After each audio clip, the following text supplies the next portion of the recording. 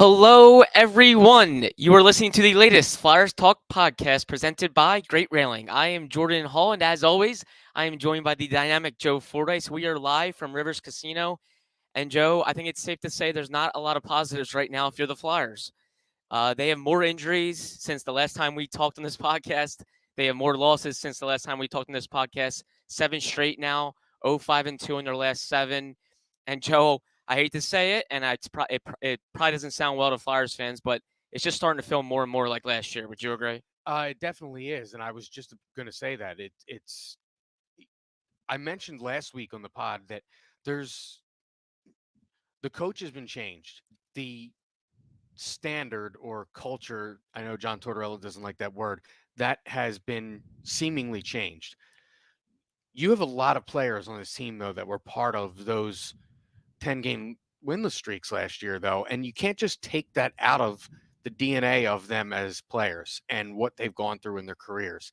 And it's human nature to see, like, to say, here we go again. And I think you're seeing a lot of that kind of stuff creep into these games because the other things you're starting to see that are similar to last year's games are snowballing on them. You get a goal and give another one up right away. So you take momentum and then you not only do you not capitalize on it, but you just give it right back like it wasn't even there in the first place. So what I'm referring to is 2 goal leads, you cut it to 1 and give it right back to 2 right away, which we've seen happen several times over these 7 games. And it's the injury situation. Nobody likes to, and no coach or player is going to sit there and say, well, the reason we're losing is injuries. And believe me, I'm not suggesting the only reason they're losing is injuries, but what I am suggesting is they had to send out the injury updates on 2 separate releases today. That's how many updates there were to give on one day. Yeah. So it is a big deal. And when you look at the guys that are getting injured, the Scott Laughtons, the Travis Konechny's, earlier in the season, the James Van Riemsdykes, these are veteran players. They're veteran players that have influence on that locker room.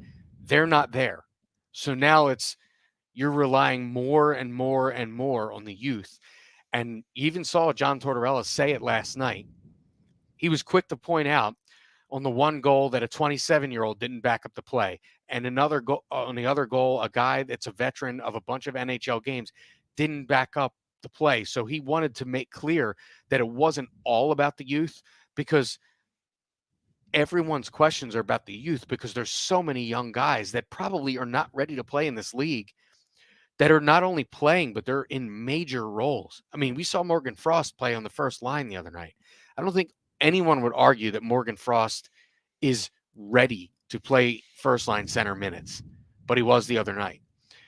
And it's out of necessity. And that's where this team is right now. So they're in a bad way in more ways than one. And it appears for at least the next 2 weeks, you're going to have veterans like Lawton and Konechny. And, I mean, Wade Allison's not a veteran, but he's played a lot of games. And more importantly, with Wade Allison, is he is a guy that injects energy into this lineup, and he's going to be out a good amount longer. So there's multiple reasons that this team is in a bad way right now. That said, one win changes the whole mojo.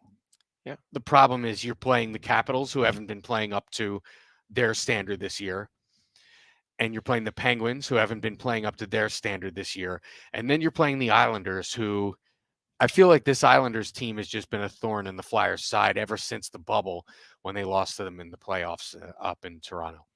And the injuries aren't just forcing youth into the line. It's forcing guys that are older, but they don't have a ton of games of experience because, quite frankly, they're fringe NHL players. They're guys that have been between the AHL and the NHL.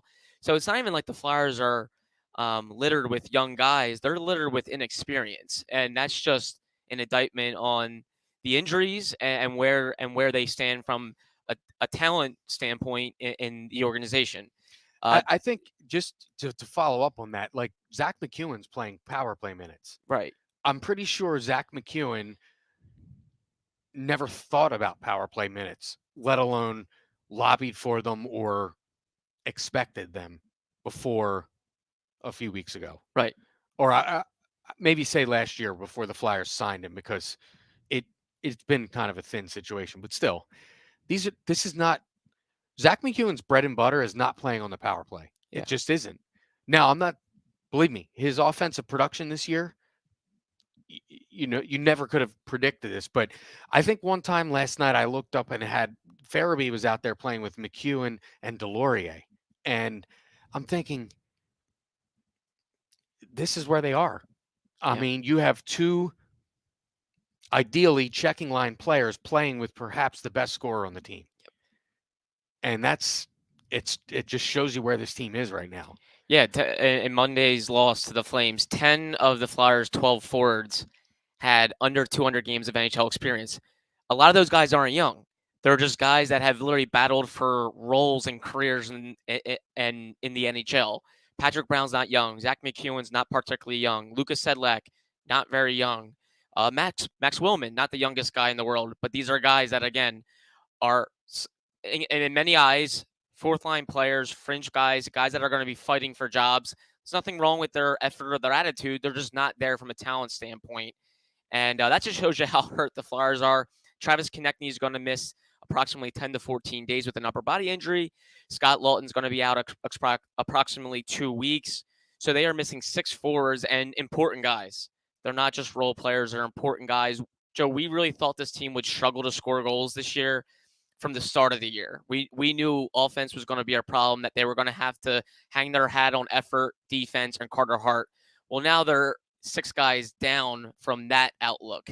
It just looks like they're really going to struggle to stay in games. And it's scary because it's reminding you of last year, a year in which they lost 13 straight at one point, 10 straight at one point. And it makes you start to think lottery and next season. And that's bad because we're only in November. But I think that's just the case. That's just where they are from an injury standpoint, a talent standpoint, and really just inexperience. Well, and if you to take that another step, there was a sizable portion of the fan base that was already in the lottery mindset before the season started, because Connor Bedard, I mean, you watch the guy in the clips and everything you see, this is a franchise-changing player that is more than most likely the number one pick. So that gets you kind of excited because you hear him start to be compared to guys like McDavid and guys that will change your whole franchise. That doesn't change the here and now, though. Yeah. And the here and now is this is tough to watch. They don't score. Games are starting to snowball on them. I mean, early in the season, they were kind of, I don't want to say you got complacent and thinking, oh, they're down 2-0. They can come back from this, because they did it, 4 times in a row in the first 2 weeks of the season. Yeah. But now it's like you get it last night and it's 2-1 or 2-0, and you're like, I don't know. Yeah, they don't have guys to get the they whole don't even have feel guys, of every game changed Yeah. because they don't have the guys to do that. They don't have the guys, and it's not like the guys they had before were superstar players. It's just they were NHL players, Yeah. and it got me thinking back to last year. If you remember, like one of the bright spots was that run that Jerry Mayhew went on, and then the Flyers traded him to the Ducks, Yeah. and so it's and now it's out Jerry Mayhew and just pick your other guys. Zach McEwen has the 3 goals, or unexpected guy after unexpected guy, and the Flyers are relying on these guys. It's not like it's a bonus, because it's not a bonus. Yeah. At the beginning of the season, if you would have said Zach McEwen's going to chip in on scoring, that would be a bonus. Right now, it's not a bonus. It's being relied on, and that's the big difference with the whole feel of this team in these games. Yeah, right now they have 4 guys that were waiver claims in their lineup over the last 2 years. Patrick Brown, Zach McEwen, Kiefer Bellows, and I feel like I'm missing one, Lucas Sedlak. Waiver claims. Like, these guys are waiver claims because they're trying to go to the AHL in their previous organization, and obviously they're available to get plucked, but they're trying, like, their previous teams were sending them to the AHL. Again, I'm not trying to knock those guys. I think they're all quality individuals. All 4 of those guys you just mentioned have had bright spots. I mean, Right. I know when Lucas Sedlak came aboard, Scott Hartnell played with him and mentioned this guy's a hardworking player. And we've talked on pregame Yes. about isn't he like the ideal Tortorella player Mm. because of his work ethic. Right. He might be the ideal player. He's not ideal to play on the top six forwards. Right. He's ideal for your third line, fourth line. Those are ideal. So it's an ideal player, not an ideal position for that player to be in, Right. because these guys haven't been relied on to score in any point in their careers. No. They're meant to be role players, and they're good role players, important guys. Like I thought Zach McEwen going into this year could be a very valuable fourth liner. Patrick Brown, I think, does a lot of good fourth line things. Sedlax looks good, and Kiefer Bellows has a ton of potential. But they right now they are meant to play roles, and they're playing out of position because of the injuries. And I'm not even sure where the Flyers go to work around these injuries. It's going to be tough. Flyers Talk is brought to you by Great Railing. Stop into Great Railing for the highest quality and lowest prices on all your railing, decking, and fencing needs. Opioid addiction is a national public health crisis. The Someone You Know podcast from the Independence Blue Cross Foundation offers inspiring stories that challenge stigma, offer hope, and humanizes the disease of addiction. Download the new season 3 of Someone You Know on all major podcast platforms. Catch all the sports action and more at Rivers Casino Philadelphia. Whether it's the money line or the pass line, there's something for everyone, including a great sports book. Rivers Casino Philadelphia. Philly loves a winner. Gambling problem? Call 1-800-GAMBLER. Well, Joe, we have Thanksgiving coming up, and it's a real busy time for the Flyers, who are trying to not have a losing streak go to 10 games. It's not going to be easy to avoid that. They have 3 games in 4 days, one on Wednesday, then they had Thanksgiving off. They had that obviously a very popular Black Friday game against the Penguins at home, and then they head out on the road to face the Islanders on Saturday. A very tough stretch, but if there's one thing to be positive about or be thankful for around Thanksgiving, if you're a Flyers fan, who would it be or what would it be, Joe? Well, I'm going to say John Tortorella, and part of this is selfishly because of what I do for a living, producing the pre and post game shows. I mean, he makes it interesting. He's made the team, um, because I feel like as you watch the games now, you're like, oh, he's not going to like that shift. Is that guy going to get benched? And it kind of keeps you on your toes about what's going to happen with the team. I'm not saying we're rooting for players to get benched, Right. but how will he react to this? How will he react to that? And then the post game press conferences are clearly entertaining, win or lose. So that would be what I'm thankful for, because it is a much needed pulse where there wasn't much of one really for the last 2 seasons, because when they were playing bad, there wasn't a reason to stick around. There was plenty of reasons for apathy, and I think that's the old saying is that's actually worse, right? Is apathy is worse than anger, and I think this city responds to seeing when a coach is angry, and then they look for the response. So I would say I'm thankful for what he's brought to the organization in terms of of making the product interesting and kind of providing, or at least carving out, a direction that he wants to go with this team. Absolutely. John Tortorella feels like the face of the organization right now. And that's positive because your head coach isn't always that. And at least they have a head coach, at one of the most important things in hockey, obviously, is the head coach, the guy behind the bench who's, leading the charge. And at least I think they have that right now in house. A guy that's going to get more out of less. He's known to get more out of less. He's known to be put in tough spots. He's never had the most talented rosters. He's never had the best situations. He's very well known for kind of building the foundation and restarting teams. So you have John Tortorella who's done that, and I think that's a real positive for the Flyers. And he is certainly entertaining. There's never a dull day. Whenever people ask me, how's Torts been, I say never a dull day. It's always entertaining around him. So for us media members, I think for fans as well, selfishly, he is at least entertaining. And Joe, I think a lot of credit goes to him for at least having them in a decent spot amid a 7-game losing streak. They are 7-8-4. It could be a lot worse, but they started 7-3-2 because I think they had a head coach that started to form an identity early in the season, got guys to play hard, and got them off to a nice start. But I will say 3-0-0 and 7-3-2 feels like forever ago. Well, and two, we've talked about this on this podcast. I know the discussion's been had on Flyers pre and post game, and eventually the talent gap between you and the other teams is going to show up. And that was without all the injuries.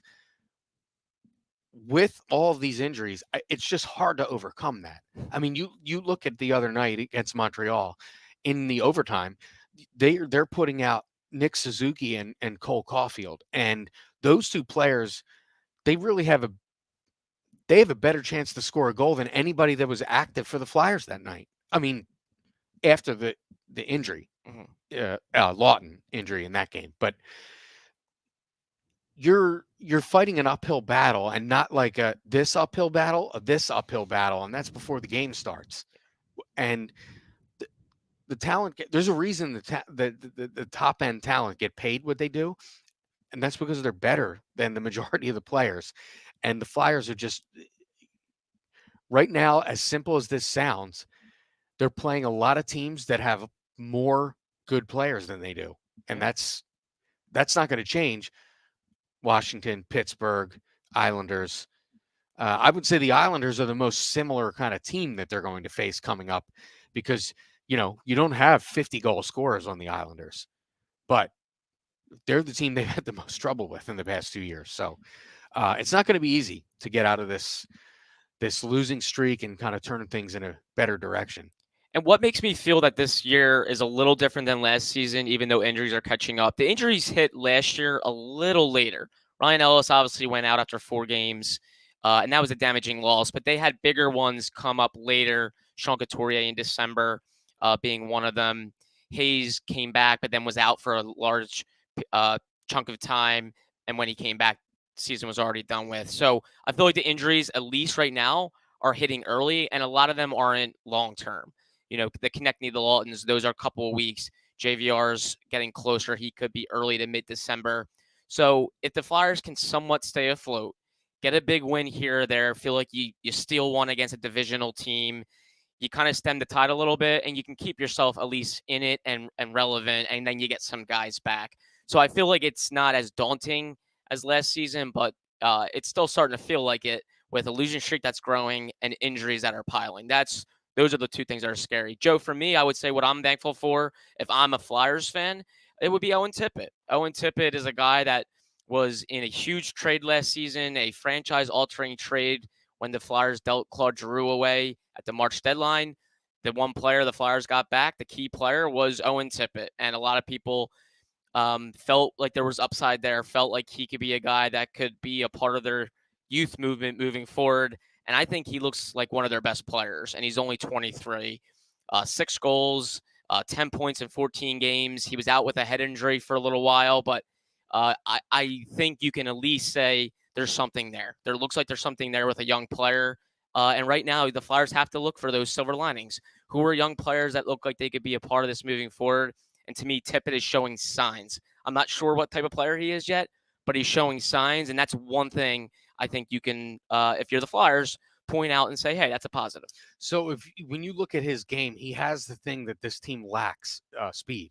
Yeah. And he's got a good shot. Yeah.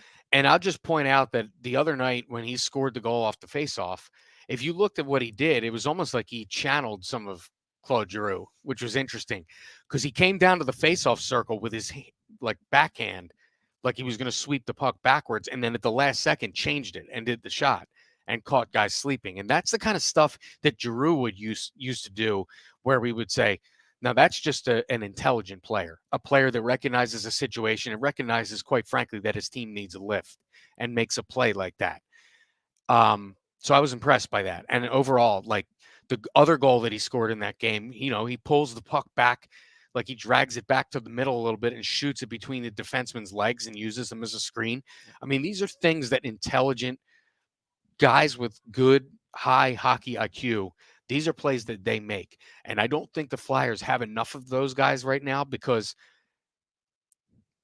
they're like the learning curve for some of these guys has been accelerated to the point where they've skipped over a lot of steps, quite frankly, and they're in the NHL when, it's like a little kid getting thrown into a deep end of a pool and he hasn't learned how to like doggy paddle yet. So, you know, it's they need guys with hockey IQ, and I think Owen Tippett's brought that and much more to this team, and um, really a guy that they can look to and say we need a play like he did with that face-off the other night. That was a play that team needed at that time, and I think he can certainly bring that.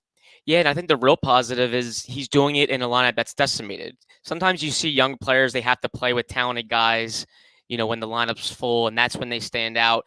He's doing it when he's looked upon and relied upon as like, hey, be one of our guys. Go out there, make plays, score goals, and then he's doing that. So that's a real positive is that he's showing signs of being like a top six guy, not like a third line complementary player. He looks like he could be a major piece. And I think the Flyers have to be thankful for Joe is Carter Hart in net. He hasn't been the same guy that's bailing them out, but at least he's healthy at the most important position and he's keeping them in games. And I think he's going to give them a chance more often than not if he's healthy and the Flyers are at least somewhat helping him. I think so too.